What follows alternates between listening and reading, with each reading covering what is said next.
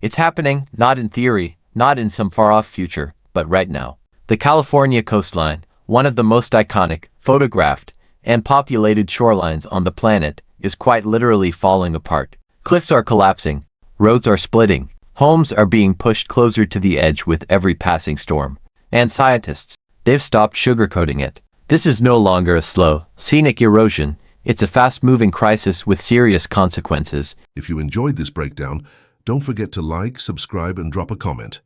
Your feedback helps shape what we cover next, and you being here keeps the conversation going. Thanks for watching. See you in the next one. If you've lived anywhere along the California coast or even visited, you've seen it, those steep, crumbling bluffs, those houses perched just a little too close to the edge, the way the surf pounds relentlessly into the rock. Now add in weeks of record-breaking storms, unrelenting rainfall, and rising sea levels, and the result is exactly what geologists have been warning about for years. Only now, it's accelerating. In just the past few months, entire sections of the coast have started retreating inland at alarming speeds. We're talking about land that once seemed permanent, roadways, hiking trails, even neighborhoods, suddenly becoming unstable or vanishing entirely. And it's not just erosion at the surface. What's happening here is deeper, more systemic. The very cliffs and slopes that form the backbone of the coastline are giving way under the pressure of saturated soil, seismic shifts, and decades of wave attack. This isn't a one-time event. It's part of a broader geological unraveling. Every winter storm is making it worse. Torrential rainfall is soaking deep into the land, saturating it like a sponge. That water loosens sediment, destabilizes the cliffs, and creates the perfect setup for landslides. One moment the ground is solid, the next, it's sliding toward the ocean. And every collapse strips away more of the protective barrier between land and sea, leaving the next section even more vulnerable. It's like watching dominoes fall, slowly at first, then all at once. And here's the kicker. While scientists say a massive tsunami caused by a major underwater landslide is unlikely this year, that doesn't mean the coast is in the clear. Far from it. Localized, sudden waves, the kind that can still cause real damage, are absolutely still on the table. Why? Because the ocean floor off the coast isn't exactly stable, either. California's offshore landscape is lined with steep underwater slopes and massive piles of loose sediment. Think of submarine canyons, deep, narrow channels carved into the seafloor that are filled with unstable deposits. Under the right conditions, like heavy rainfall, or even a mild earthquake, that sediment can shift and slide, triggering underwater landslides. And when that happens, the displacement of water can send waves toward the shore without warning. No, this isn't some Hollywood disaster movie. It's geological cause and effect. Rain falls, cliffs weaken, sediment builds up, and the system destabilizes. Coastal communities are sitting on the front lines of this reality, and they know it. That's why local governments are scrambling.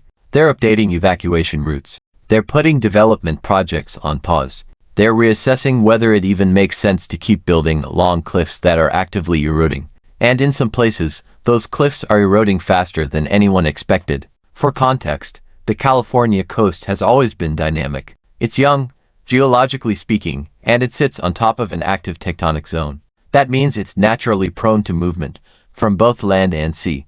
But what's happening now isn't business as usual. We're seeing the cumulative impact of years of storms, sea level rise, and human development come to a head. Every wave that hits the base of a cliff wears it down just a little more. Every storm surge tears off a little more sediment. It's a slow grind until it suddenly isn't. Until a chunk of land collapses into the ocean. Until a road has to be closed indefinitely. Until someone's backyard just disappears. And that's what scientists are watching right now. Not just with concern, but with urgency. They're tracking rainfall totals, analyzing erosion rates, mapping underwater slopes, and scanning for signs of instability. Because the truth is, this coastline is changing faster than any of the previous models predicted. What was once a century-long projection is now playing out in real time. And it's not just natural landscapes at risk. Infrastructure, highways, utilities, even water systems, are all threatened by this instability. A coastal bluff failure doesn't just mean losing a pretty view. It can mean the loss of critical access roads. It can mean weeks without running water. It can mean entire communities cut off from emergency services. The danger is layered. On one side, you have the land-based risks, erosion, landslides, cliff collapse. On the other, The offshore threats, underwater landslides, shifting sediment, seafloor instability. If you enjoyed this breakdown, don't forget to like, subscribe, and drop a comment. Your feedback helps shape what we cover next, and you being here keeps the conversation going. Thanks for watching. See you in the next one. And the two are connected. What happens on land influences what happens beneath the waves, and vice versa.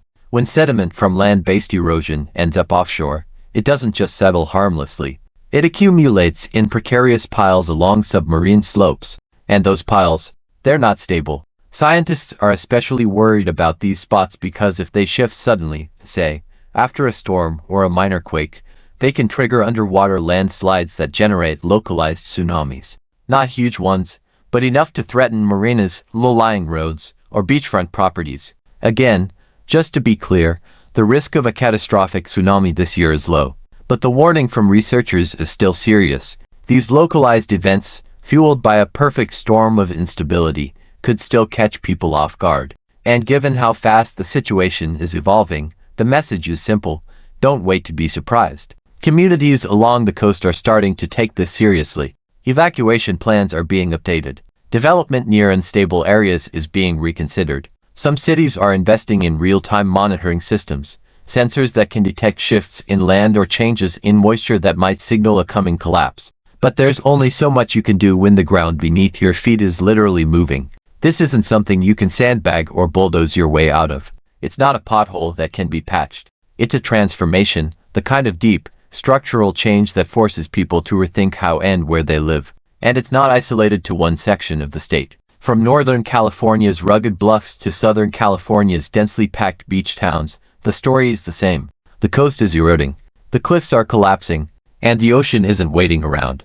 Scientists say the key now is vigilance, constant monitoring, smarter planning, and a willingness to adapt quickly. Because while we can't stop erosion, we can prepare for it. We can build away from unstable zones. We can put sensors in place. We can create emergency plans that actually work when minutes matter. The California coastline is beautiful. It's iconic. It's also a high-risk zone that's becoming even riskier. And the speed at which things are changing has taken even seasoned researchers by surprise. So if you're thinking this is just another round of storm damage that'll wash away with the tide, it's not. This is a turning point, a wake-up call. And for some communities, it may already be too late. If you live near the coast, it's worth asking, how close is too close? Because the cliff that looks stable today could be tomorrow's headline. And the ocean doesn't care about property lines. Let us know what you think. Are we doing enough to adapt, or is the state racing against a natural clock it can't beat? Drop your thoughts in the comments.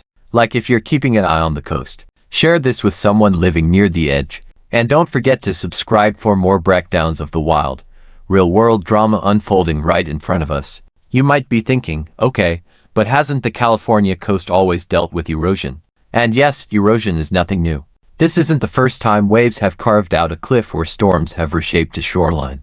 But what's happening now isn't just the same old cycle playing out again. This is faster, more aggressive, and more widespread than what scientists were expecting even 5 years ago. We're seeing a full-blown geological acceleration. And that's not just dramatic wording, that's straight from the people studying the data. Coastlines that used to retreat a few inches a year are now seeing entire feet vanish in a single season. Some bluffs are collapsing without warning, and rainfall totals have hit levels that would have been unthinkable in the early 2000s. Add in the slow, steady rise of sea levels, and the result is a coastline under siege from every angle. And let's talk about that rain for a second, because it's doing more damage than most people realize. California's winter storms have always packed a punch, but lately, they've become relentless, storm after storm, with barely any time for the ground to recover. The soil gets saturated past its limit, and once it's waterlogged, the cliffs lose their grip. Literally, the layers of rock and sediment start to slide apart like a soggy cake, and that's when landslides hit. Some of these landslides are slow-moving, creeping over days or weeks. Others are sudden, snapping off whole sections of land in seconds. And when those landslides happen near homes, roads, or public parks, the damage isn't just geological, it's personal. Families have had to evacuate with almost no notice. Coastal highways have buckled and broken. Scenic trails that locals hiked for years, gone. The emotional toll of this is real. You grow up next to the ocean, you build a life around those views, and then one day, it's all part of the debris field.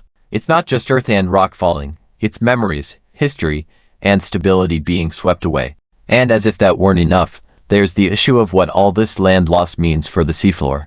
Because it's not like the sediment just disappears, it ends up offshore, where it creates even more problems. The seafloor along California's coast is steep, uneven, and covered in layers of loose sediment that's been building up for decades. Think of it like a stack of books that's been growing taller and wobblier with time. Now imagine someone bumps into the shelf. That's what a heavy storm or minor earthquake can do to these underwater sediment piles. And when they slide, that's when you get underwater landslides and the very real potential for sudden, localized waves. No, not a massive, apocalyptic tsunami, not this year.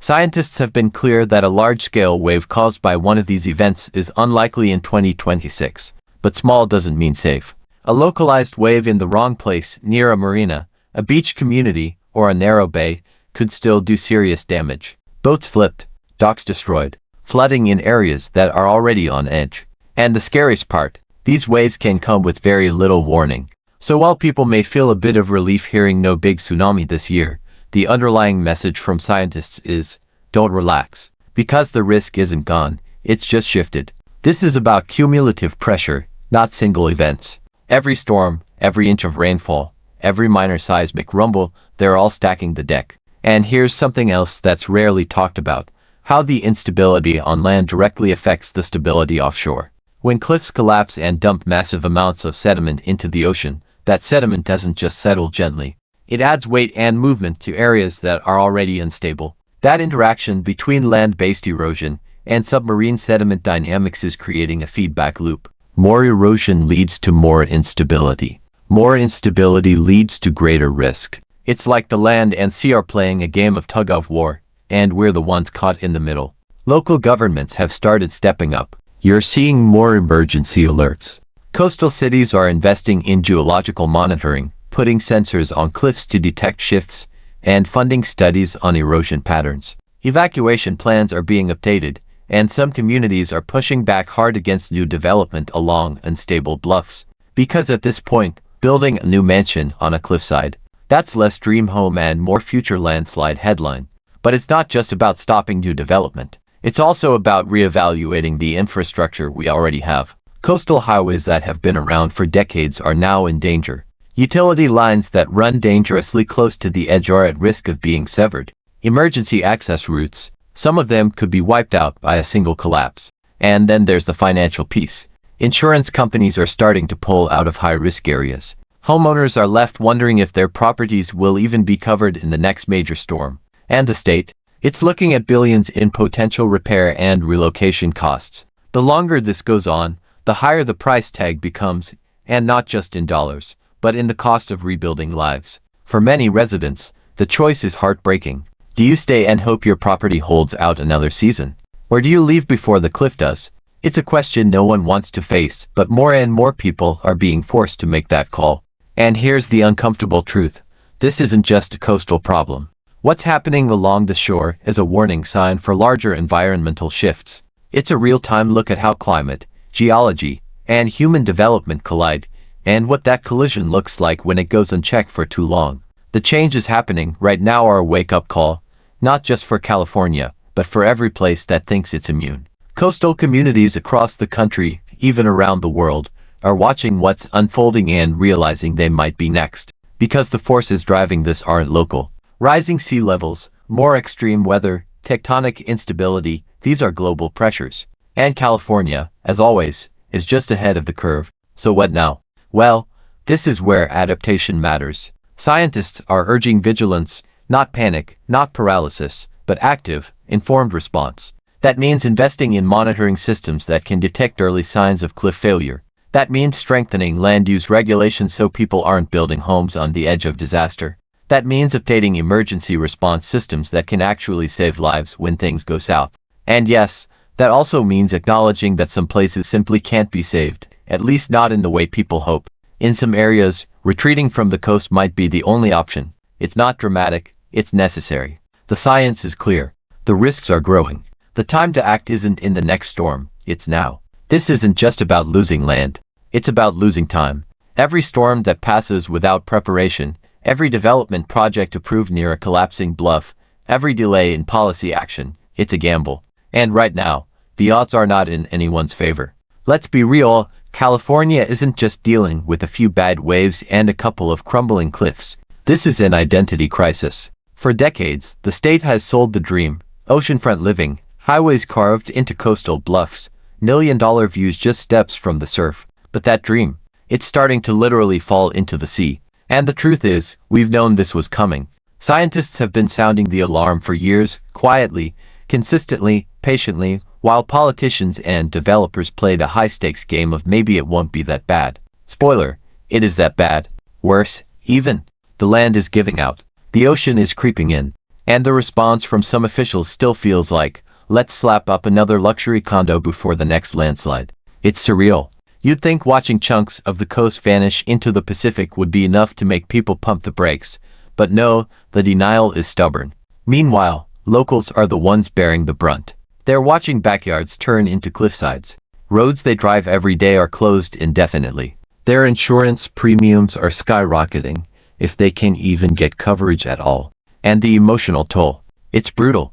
Because how do you plan for a future when the ground beneath your feet is literally unstable? What's worse is that for many, the first sign of danger is the last. There's no dramatic warning soundtrack, no early rumble. One day the ground is solid. The next, it's gone. That's why this isn't just about pretty coastlines and postcard views.